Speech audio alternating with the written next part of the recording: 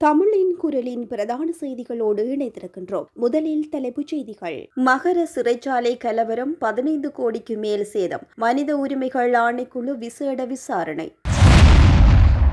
தாயும் சேயும் டெங்கு காய்ச்சலால் உயிரிழப்பு. பிரசவத்திற்கு 2 தினங்களே இருந்த நிலையில் சோகம். பேராதனை பல்கலைக்கழக விடுதிக்குள் கடும் வெள்ளப்பெருக்கு. காவல் நிலையத்தில் 3 லட்சம் பண மோசடி, பெண் சார்ஜென்ட் கைது. நாட்டில் 4 மாவட்டங்களுக்கு மண் சரிவு அபாய எச்சரிக்கை. மூதூரில் நடந்த அதிர்ச்சி, பல்கலைக்கழக மாணவர் உட்பட 2 விபத்தில் உயிரிழப்பு. சீரற்ற வானிலை, நாட்டின் சில பாடசாலைகளுக்கு விடுமுறை. இனி தொடர்பென விரிவான செய்திகள்.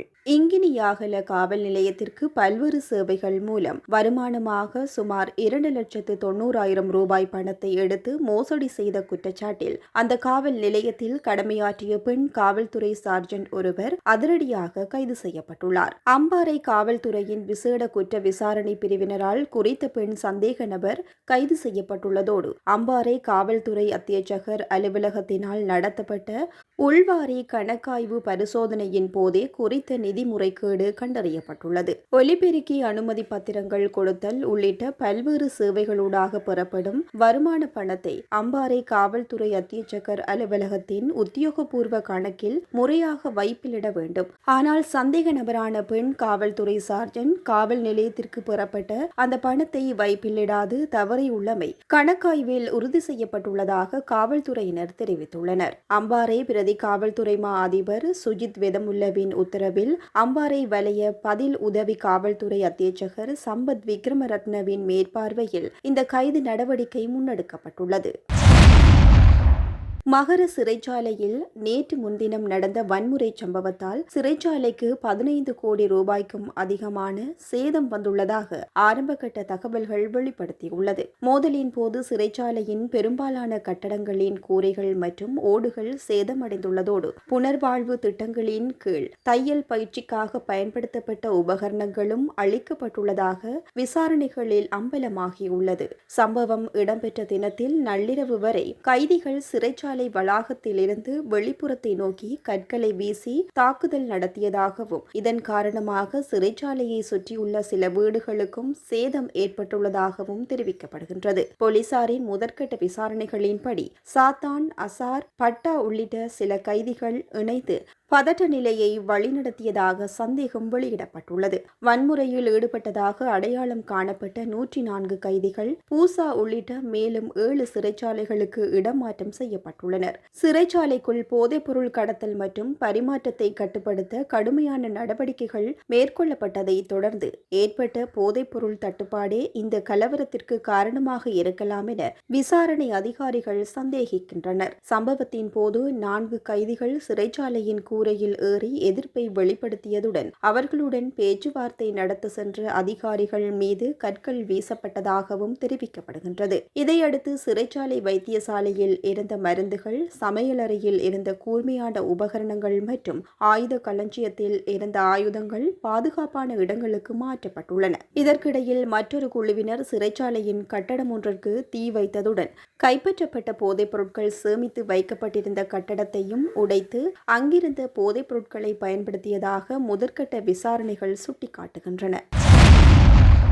முதலாவது மகப்பேறுக்கு இன்னும் 2 நாட்களே எஞ்சியிருந்த நிலையில் பிறக்காத தனது பிஞ்சு குழந்தையுடன் தாயும் பரிதாபமாக உயிரிழந்த துயர சம்பவம் வாத்துவ பகுதியில் பதிவாகியுள்ளது. வாத்துவைச் சேர்ந்த 34 வயதான திலானி பெர்னாண்டோ என்ற பெண்ணே இவ்வாறு உயிரிழந்துள்ளார். குறித்த பெண்ணுக்கு கடந்த 24ஆம் திகதி லேசான காய்ச்சல் ஏற்பட்ட நிலையில் வலி நிவாரணி மாத்திரைகளை உட்கொண்டதன் மூலம் காய்ச்சல் தணிந்துள்ளது. மலச்சிக்கல் உபாதை காரணமாகவே அவர் தனியார் மருத்துவமனை ஒன்றில் அனுமதிக்கப்பட்டுள்ளார். ஆரம்பம் முதலே குறித்த தனியார் மருத்துவமனையிலேயே சிகிச்சை பெற்று வந்த நிலையில் அறுவை சிகிச்சை மூலம் குழந்தையை பிரசவிப்பதற்கான பரிசோதனைகளின் போதே அவர் டெங்கு காய்ச்சலால் பாதிக்கப்பட்டிருந்தமை உறுதி செய்யப்பட்டுள்ளது. குறித்த தனியார் மருத்துவமனையின் தீவிர சிகிச்சை பிரிவில் இடவசதி இல்லாத காரணத்தினால் உறவினர்கள் அவரை அரச மகப்பேறு மருத்துவமனைக்கு அழைத்துச் சென்றுள்ளனர். அங்கு அவரை பரிசோதித்த மருத்துவர்கள் நிலைமை மிகவும் தீவிரமடைந்துள்ளதாக கூறியதோடு தீவிர சிகிச்சை பிரிவில் தீவிர தீவிர சிகிச்சை அளிக்கப்பட்டு வந்த போதிலும் கடந்த 28ஆம் திகதி குழந்தையும்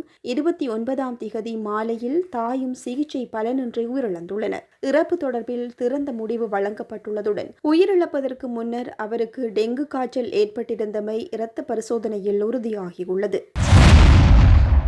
தேசிய கட்டிட ஆராய்ச்சி நிறுவனம் நேற்றிரவு 11 மணியளவில் 4 மாவட்டங்களின் பல பகுதிகளுக்கு மண் சரிவு அபாய முன்னெச்சரிக்கை அறிவிப்பை விடுத்துள்ளது. கண்டி மாவட்டத்தின் பஸ்பாகே, கோரள மற்றும் கங்க இகல கோரள பிரதேச செயலக பிரிவுகள் மற்றும் அவற்றைச் சூழவுள்ள பகுதிகளுக்கு 2ஆம் கட்ட மண் சரிவு அபாய எச்சரிக்கை விடுக்கப்பட்டுள்ளதோடு கேகாலை மாவட்டத்தின் ஜட்டியாந்தோட்டை பிரதேச செயலக பிரிவுக்கும் நுவரெலியா மாவட்டத்தின் அம்பகமுவ மற்றும் நோவுட் பிரதேச செயலக பிரிவுகள் மற்றும் அவற்றை சூழவுள்ள பகுதிகளுக்கும் 2ஆம் கட்ட மண் சரிவு முன்னெச்சரிக்கை அமுல்படுத்தப்பட்டுள்ளது. கேகாலை மாவட்டத்தின் அரநாயக்கம் மற்றும் தெஹியோவிட்ட பிரதேச செயலக பிரிவுகளுக்கு முதலாம் கட்ட மண் சரிவு அபாய எச்சரிக்கை விடுக்கப்பட்டுள்ளது. நுவரெலியா மாவட்டத்தின் தலவாக்கலை, கொத்மலை கிழக்கு, கொத்மலை மேற்கு ஆகிய பிரதேச செயலக பிரிவுகள் மற்றும் ரத்தினபுரி மாவட்டத்தின் நிவித்திகலை, ரத்தினபுரி பிரதேச செயலக பிரிவுகள் மற்றும் அவற்றை சூழ உள்ள பகுதிகளுக்கும் முதலாம் கட்ட மண் சரிவு முன்னெச்சரிக்கை அறிவிக்கப்பட்டுள்ளது.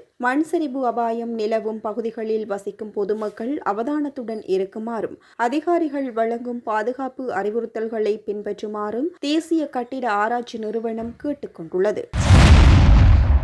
திருகோணமலை மூதூர் போலீஸ் பிரிவிற்குட்பட்ட ஜின்னாநகர் பகுதியில் டிப்பர் வாகனத்துடன் மோட்டார் சைக்கிள் மோதியதில் 2 இளைஞர்கள் உயிரிழந்துள்ளதாக மூதூர் போலீசார் தெரிவித்துள்ளனர். விபத்து நேற்று மாலை திருகோணமலை மட்டக்களப்பு பிரதான வீதியில் இடம்பெற்றுள்ளதோடு விபத்தில் மூதூர் கிழுவட்டி பகுதியைச் சேர்ந்த 22 வயதுடைய செல்வன் தனேஷ் மற்றும் 19 வயதுடைய அருணவன் செல்வரத்னம் ஆகிய 2 இளைஞர்களே உயிரிழந்துள்ளனர். விபத்துக்கு பின்னர் டிப்பர் வாகனத்தின் சாரதி மூதூர் போலீஸ் நிலையத்தில் சரணடைந்துள்ளதோடு உயிரிழந்த இருவரின் சடலங்களும் மூதூர் தள வைத்தியசாலையில் பிரேத அறையில் வைக்கப்பட்டுள்ளதுடன் சம்பவம் தொடர்பான மேலதிக விசாரணைகளை மூதூர் போலீசார் முன்னெடுத்து வருகின்றனர். நுவரெலியா மற்றும் ஹட்டன் கல்வி வலயங்களுக்குட்பட்ட பாடசாலைகளை மூடுமாறு மத்திய மாகாண ஆளுநர் மாகாண கல்வி பணிப்பாளருக்கு அறிவுறுத்தல் வழங்கியுள்ளார். நிலவும் சீரற்ற வானிலை காரணமாக இந்த தீர்மானம் எடுக்கப்பட்டுள்ளதாக மத்திய மாகாண பிரதம செயலாளர் தெரிவித்துள்ளார். மகாவலி கங்கை பகுதியில் உள்ள பேராதனை பல்கலைக்கழகத்தின் சரசவி மெதுர விடுதியின் கீழ்த்தளத்தில் தங்கியிருந்த மாணவர்கள் வெள்ளப்பெருக்கு காரணமாக பாதுகாப்பான இடங்களுக்கு இப்போது வெளியேற்றப்பட்டுள்ளனர். ஏனைய மாணவர்களை எச்சரிக்கையுடன் இருக்குமாறு அறிவுறுத்தப்பட்டுள்ளதாக பேராதனை பல்கலைக்கழகம் தெரிவித்துள்ளதும் குறிப்பிடத்தக்கது. கேகாலை கரண்டுபானவில் இன்று காலை இலங்கை போக்குவரத்து சபை பேருந்துக்கும் தனியார் பேருந்துக்கும் இடையே ஏற்பட்ட விபத்தில் 18 பேர் காயமடைந்தனர். காயமடைந்தவர்கள் கேகாலை போதனா மருத்துவமனையில் அனுமதிக்கப்பட்டதாக காவல்துறை தெரிவித்ததோடு விபத்தில் ரம்புகனாவில் இருந்து கண்டிக்கு சென்ற இலங்கை போக்குவரத்து வாரிய பேருந்தும் திகனாவில் இருந்து கொழும்பு நோக்கி சென்ற தனியார் பேருந்துமே சிக்கியுள்ளதும் குறிப்பிடத்தக்கது.